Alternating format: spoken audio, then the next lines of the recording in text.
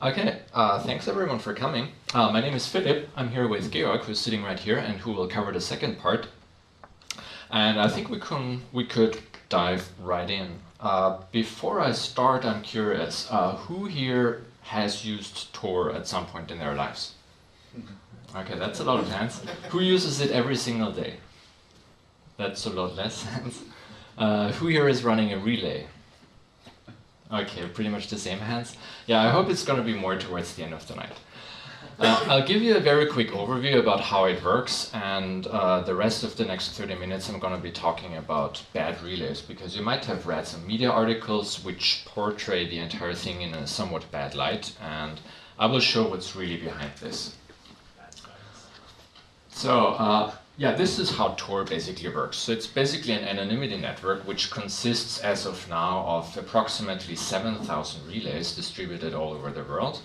And we have typically 3 of them. So if you route your traffic over Tor, if you use the Tor browser, it automatically selects 3 of those relays somewhere in the world.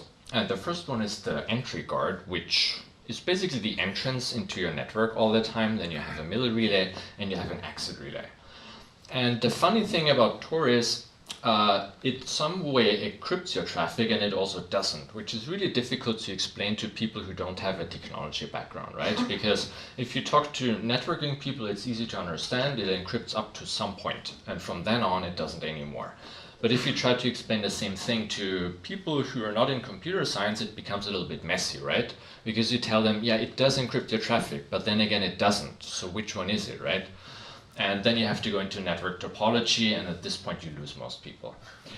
And yeah, so it does encrypt it, but it also doesn't. That's the important thing to keep in mind. So your destination website doesn't know where you're coming from, but the exit relay is able to read your traffic, and it's also able to manipulate your traffic. So this is an important thing to keep in mind. Even though the exit relay doesn't know who it is messing with, it can mess with your traffic in some ways. And as I already said, yeah, we do have exit relays, and those are only a small part of the total amount of relays we have. So we have approximately 7,000 as of now, so it shows continuous growth over the years. It gets more and more, and only 1,000 of them are exit relays. And they don't show a lot of growth. They remain more or less static over the years. And all of them are run by volunteers. So the Tor project typically says that we don't run the network, we only give you basically the Tor browser, and the rest of the network is run by volunteers, right? And yeah, that is good and bad, mostly good, but the bad thing is that not all of these volunteers are honest, as I will show. And another thing is it's really easy to set up a relay. It's not a huge chunk of work. You can actually do it in approximately 10 minutes if you have a little bit of computer background. It's really not a hard thing to do, which is one of the reasons why I would really encourage you to just consider setting one up, right? It doesn't take a lot of time and it doesn't need a lot of work once it's running. And yeah, it's run by volunteers, and you might wonder, why are they doing this? Why are they just sacrificing their bandwidth, their computers, to run a relay for the Tor network? And I think there are lots of reasons for this. One reason is simply altruism, right? We all want to have good things, and we want other people to have good things too. Some people do it for research, to learn more about how the network works, or more about anonymity networks in general. Some organizations want to get some PR benefit out of it. I think it was Akamai recently who started running a bunch of Tor relays. And some people maybe just out of curiosity, right? And here is a link in there, which I could quickly show you, which gives you a quick overview about what Tor can do and cannot do for you. So it's a really cool visualization. And this is basically the path from you to a site on the internet. Without Tor, without HTTPS. And for every party on the way, you see what it can read. I see that the font is a little bit small, but in that case, almost all parties can see almost everything, right? They know where you're coming from, where you're going to, what you're doing. They can tamper with your traffic. And once you use Tor, once you click on that button, they lose a lot of insight, right? All of a sudden, some things they cannot see anymore. But at the same time, we have 3 new guys on the path who can learn something about you. And if you end up using HTTPS 2, it gets even less, right? For example, these NSA guys, which are in front of and after the Tor relay, lose the ability to see some things. So I think that this is a really useful visualization of what it can do for you. All right, so much about relays, but this talk is mostly about the bad relays, right? Most of them are genuinely good and don't do anything to your traffic. They basically do what they promise to do. But we have a small fraction of relays which are up to no good. And first of all, a good relay we consider like a good ISP basically. It should be neutral to what it relays, right? It doesn't care about what is being sent over the network, what is going through. It treats the bytes completely agnostic, and this is the same what we want from an ISP, right? They shouldn't look at the traffic and treat it differently based on what it is. So this is what the big discussion about network neutrality was all about, right? ISPs are really neutral. They shouldn't care about our traffic, and the same should be true for Tor relays. And for most of them this is the case, but for a small fraction it isn't. Some of them are, for example, misconfigured. A lot of them are Windows computers who run antivirus scanners, and if you happen to route your traffic over one of these relays, you get those annoying warnings for some websites and you don't know what's going on. Some of them use OpenDNS with a bad configuration, which means that some website categories are blocked. So if you're using Tor, all of a sudden you're not able to go to some websites. And ironically, one of those website categories is the proxy/anonymizer category. So if you happen to use Tor, maybe you're not able to go to torproject.org because the exit relay operator happens to use a bad OpenDNS configuration. So we're basically hunting those. I mean, hunting is a bad word, but we're trying to find those systematically and then drop an email to the operator and say, maybe you shouldn't do this, right? Another issue is the file descriptor limit, because Tor has, if you run a Tor relay, you will have a lot of TCP connections open simultaneously, and this is usually not what normal Linux tools like, so you have to raise the file descriptor limits before you start a relay. This is another source of errors. But this is all just misconfiguration, right? I mean, you just drop an email to somebody and they're able to fix it reasonably quickly. Another issue is man-in-the-middle attacks. So this is actual malice. These are people who really they have bad intent, right? Or they sniff with traffic, right? It can be active or maybe it's just passive, but that's the actual interesting stuff, which doesn't happen a lot, but it does happen to some degree, and we're trying to fix those cases, basically. And you might wonder, how do we find all these relays? And one of the easy answers is we don't. We just let you find them, right? So we have a lot of users. We have several million users who use Tor on a daily basis, and some of them stumble across bad relays every now and then. And we encourage everybody to just drop us an email if you find one of those relays. And we have a dedicated mailing list for that. We get a lot of paranoia every now and then from people who think that they're being targeted by all different countries, which doesn't turn out to be true all the time. But we sometimes also get really high quality reports of people who found stuff we didn't find, and then we're able to fix it. So just keep that email address in mind, or at least remember that we do have a mailing list for that if you ever stumble across something, and if you would like to let us know. We also scan for bad relays by ourselves. So we have a tool which is called ExitMap. And it's basically a Python script which is able to do a networking task over every single relay. So you could imagine a simple networking test which fetches a domain name, or which tries to resolve a domain name over every single one of the 1,000 relays. And then it compares it to what it should have gotten. And this is what we do for in order to find a lot of attacks. We do it to find DNS poisoning. We try to find SSL stripping, which works surprisingly easy once you know what to look for. The same for all sorts of man-in-the-middle attacks against XMPP, HTTPS, IMAP-S, and so on. HTML injection, and a bunch of other things. And we're always looking for more ideas what to look for, right? So it's basically a bunch of modules where we wrote down what we tried to detect. And if you have some ideas or some other suggestions what we should scan in addition, we would always be eager to hear that. And once we find those exits, we want to get rid of them, right? And this is something which causes some misunderstandings sometimes, because people think, oh my god, do you really have the ability to censor the network? Can you just take down the relay I'm contributing to the network? And the answer to that is to some degree. So we are trying to, basically as in many other aspects of Tor, to distribute the trust.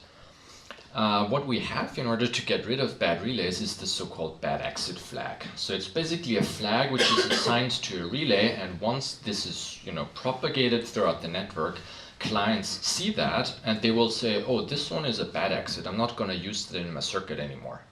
So it's basically, you could see it as a warning to clients to no longer use a given exit relay in the circuit. And the way it works is we have 9 directory authorities. Those are basically computers distributed all over the world which produce what is called the network consensus. It's a text document which comes out every hour since many, many years, and it contains the list of all the relays we have. And for every relay you see a bunch of flags, like you see here. So this relay has the fingerprint A520FF6C, and the columns you see are our 9 directory authorities, and every authority basically votes on what it thinks the relay should have. And mostly they agree, usually, and sometimes they don't disagree because they're in different states, right? And what it means for us is we have 3 directory authorities which vote on the bad exit flag. And as long as the majority of them agrees that a given relay should have this flag, then it's going to have this flag. And the bad exit flag you can see at the top here.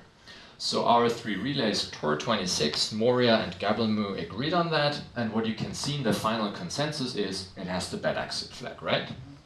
And at the bottom you can see that only 1 directory authority seems to think that this particular relay is stable. The others don't think this is the case, and as a result it doesn't have the stable flag. So this is what we are doing. We're trying to distribute the trust, right? Nobody in the Tor project has a single call to make to say that this relay is going to be bad exited. It's basically a bunch of people who are involved in that decision. And sometimes we disagree, right? Sometimes some people think this should happen, others think other things should happen. And this is a good thing, right? It's costly, it takes time and sometimes energy, but at least there is not a single person who can mess up badly.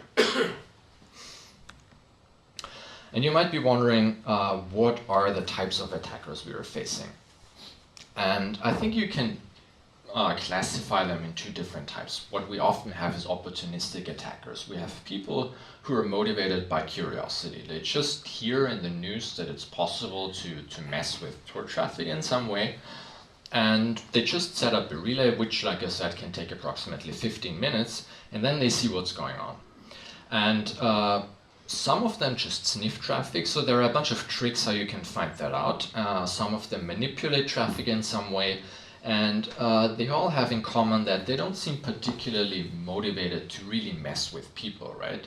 They just want to see what is possible, what is it really all about to sniff Tor traffic, what are people even sending there, right? Because that is an interesting question to look at. What is the Tor network used for? Because we don't have a very good understanding of that, because we cannot keep statistics of that easily, right?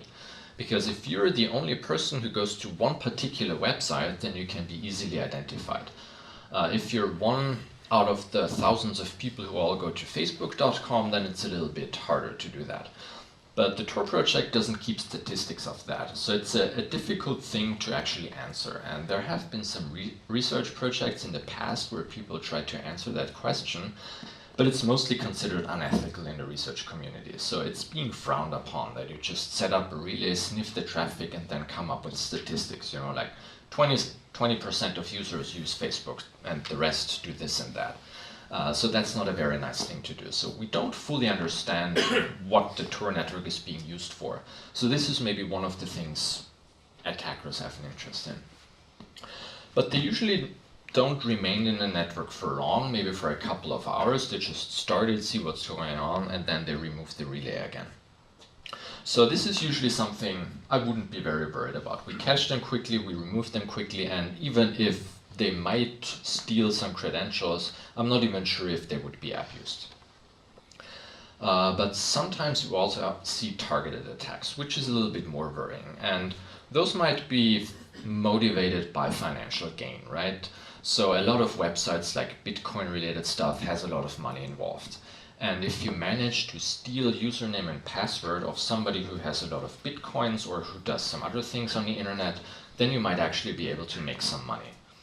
And since exit relays are run by volunteers, it's pretty easy to set one up, right? And I have some anecdotes about targeted attacks we found and we keep finding. And they tend to make an active effort to stay under the radar. They don't want to be found, right?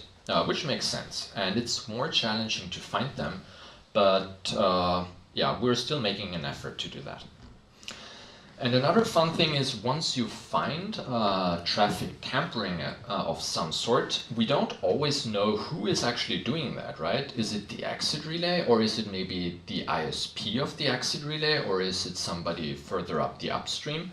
So this is a surprisingly difficult question to answer. So what we usually do is we just remove the relay out of the network, but maybe it wasn't the exit relay operator, right? Maybe it was the ISP who did something nasty. And we don't fully know. Sometimes it's obvious, but sometimes it's not. And I have another story which I can talk about in a second. So yeah, this is something which makes the entire process a little bit more challenging.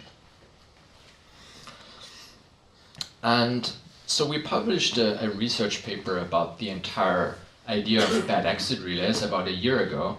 And one big lesson for me personally was that if you publish something like that, you have to make sure that the results are easily digestible, right? So people sometimes draw the wrong conclusions of what you publish. So what we basically did was we came up with a table of approximately 40-50 relays which were involved in malicious activity of some sort. And this happened over approximately 1 year. So it was about 50 relays in about 1 year. And people jumped to what seemed like the straightforward conclusion. You just take the amount of bad relays, approximately 50, divide them by approximately 1,000, which is the amount of relays, and it gives you a maliciousness score, right? And then they run around and say, this is how bad the Tor network is. And it turns out it's not that easy, right? And there are basically three things why this is the case. First of all, relays aren't being treated the same, right?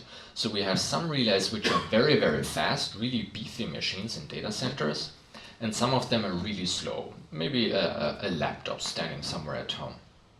And those aren't treated the same. The fast ones attract more traffic than the slow ones. So this is a very easy mechanism to do some load balancing in the Tor network, right? We actually want to make use of those resources. If they're able to contribute megabytes of data, why would we waste that? So we're basically sending more users to the fast relays. And the ones which attack do not tend to be the fastest ones, right? Which means that they get less users. So this is another thing you would have to consider in that equation, and it makes things much more difficult. Another thing is the Tor network isn't static. It's not a static set of computers which doesn't change over time. It actually sees a lot of change. We have approximately 7,000 relays at any given point in time, but they don't stay the same, right? Every hour a fraction disappears and more relays appear. So it's a set of 7,000 which sees a lot of change in between, right? So in distributed systems we usually call this the churn rate, and it's actually surprisingly high for something like Tor. So we have a lot of relays which are online for only one single hour, right? They come online for an hour and then they disappear and nobody ever sees them again. And they're still counted in the network. So yeah, there is quite a lot of churn in the Tor network. And finally, one point Georg is going to be talking about more is all these attacks we're seeing are not extremely successful, right? And they're even less successful if you're using a Tor browser, which is what you should be doing anyway. So these attacks might already fail with a standard vanilla Firefox, but if you happen to use the Tor browser, they're even less successful because we're basically making use of a bunch of useful extensions and patches to further minimize the attack surface. All right, after a small overview of how all this works, I want to give you basically three anecdotes, three small war stories, if you want to call it, about things we struggled with over the last couple of years. And the first one is the relay that did HTTPS man-in-the-middle for Bitcoin sites. So we did our regular scans of the Tor network, and we found one relay which seemed to target Bitcoin sites, right? Nothing else, only Bitcoin sites. Connections to Facebook remained untampered. And the funny thing was, usually when you see bad relays, they don't have contact information. You cannot contact anyone. But for some weird reason, this particular relay had contact information. And what we usually do is we just contact the operators, right? Sometimes it's just misconfiguration and you can settle things. So we just dropped this person an email. And we got a response saying that, I don't know what's going on. I mean, there's this HTTPS man in the middle against Bitcoin, but I have no idea what you're talking about. And the person said, okay, I'm just going to forward this to my ISP and I'm going to get back to you. So a day later, we got the response saying that, this wasn't really my fault. It turned out, or the ISP found out, that there was another computer in the same data center which did ARP poisoning for the entire range of computers in the data center. And it redirected the traffic of all servers over one server, and it targeted Bitcoin websites, which was really interesting because when you talk to ISPs, often they don't like Tor because it consumes a lot of bandwidth. Sometimes you get abuse reports, all this annoying stuff. I mean, it's useful for society as a whole, but ISPs don't like to deal with it. And in this particular case, we actually saw a Tor relay that improved the security of the data center because apparently the ISP was not competent enough to monitor the ARP tables of all the servers, right? And only our scans were able to actually show that this was going on. Okay, so the conclusion from this could be that running a Tor relay could actually increase your security in whatever network you are running it in. So this is at least what I like to sum it up. Okay, second anecdote. So this crazy picture you could see at some point when you used a particular exit relay.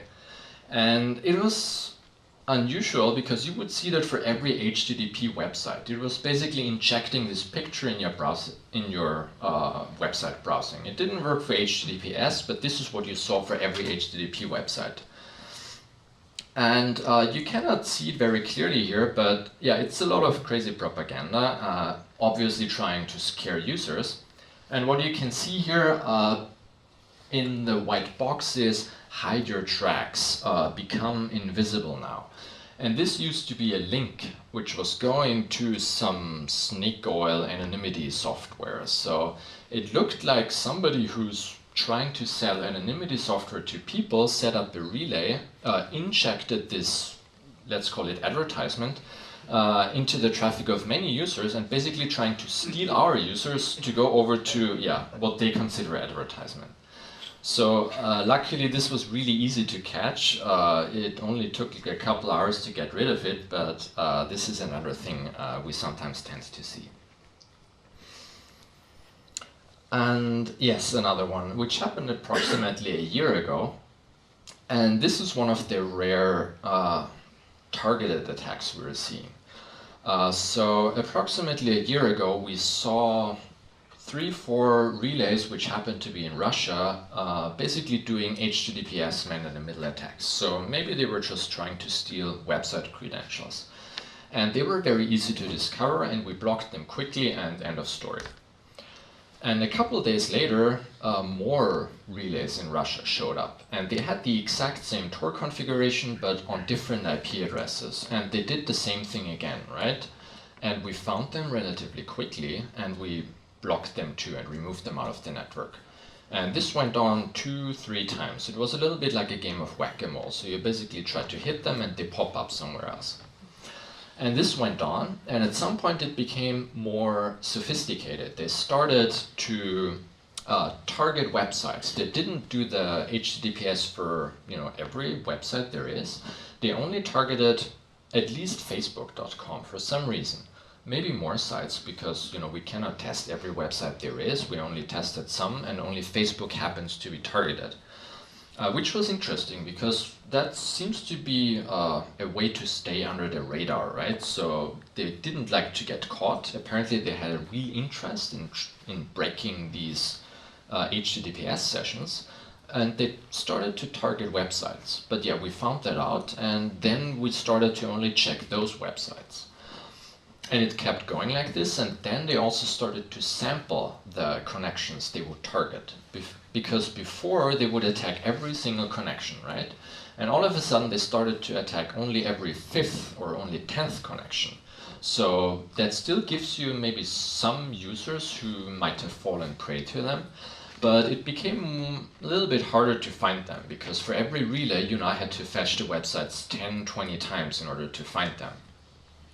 And at some point it stopped, but this is something which really went on for 4, 5, 6 months. And there was always a couple days in between, you know, a new wave of relays, but it was interesting because it's one of the few incidents where we see people who really seem to have an interest in breaking into HTTPS sessions. Now I want to give you a very quick overview of the future. So what we're working on now, and where we could certainly use help if you guys are interested, is a Sybil attack detector. So you might have read that sometimes some nasty people are setting up a lot of relays in order to influence the Tor network in some way. The more relays you control, the more traffic you attract, and it also gives you some other benefits maybe. So you could start messing with the distributed hash table, which is used to implement hidden services. So every now and then we see Sybil attacks where a bunch of people are setting up a lot of Tor relays. And so far they were really easy to discover, because the most recent one in December involved approximately 3,000 relays. And I mean, it's hard to disguise that, right? If you inject 3,000 relays in the network from one hour to the next one, there's probably going to be somebody who notices, and that's what happened. But now think you have 3,000 relays and you inject one every hour, right? That's much harder to detect. And this is one of the things we're working on. We're trying to cluster similar relays and try to find out if they're run by the same person. And if so, maybe we want to take some other measures, like block them. We're also interested in adding more exit map modules. So if you have some ideas of things we should scan for or look for in the Tor network, then please tell me and we would be happy to maybe add some modules. And of course, exit map is free software, so if you're interested in how it works or if you want to hack on it, then you're more than welcome to. And finally, we want to work on better onion services, which is basically the new name for hidden services. For those of you who don't know, a hidden service basically gives the server anonymity, because the Tor browser only gives you as the user anonymity. But if you want to run a blog, for example, and you're afraid that your government might shut it down, then one of the things you can do is you can run a hidden service, which gives your server anonymity. And it has some issues. It's a really challenging thing to do, especially given that we're building it to some degree on the sand that is our internet infrastructure. Some smart people are trying to come up with better ways to do that. And Facebook is already running a hidden service. So you're able to basically talk. You could log into Facebook without ever leaving the Tor network, which is really cool. And if they can do it, then others can do it too, right? And as long as you don't leave the Tor network, you have end-to-end encryption, which means that nobody is able to tamper with your traffic in any way. So there is no exit relay involved which could do anything to your traffic. It's also not sniffable, right? So it has a bunch of really useful security properties in addition to server anonymity. And we're actively working on that, and your help is certainly appreciated too. And this is also a big part of Tor's future. All right, so this ends my part. We have a break now, I think, for 15 minutes. And if you have any questions, please remember them, because we have a Q&A session after Georg's talk. Thanks a lot.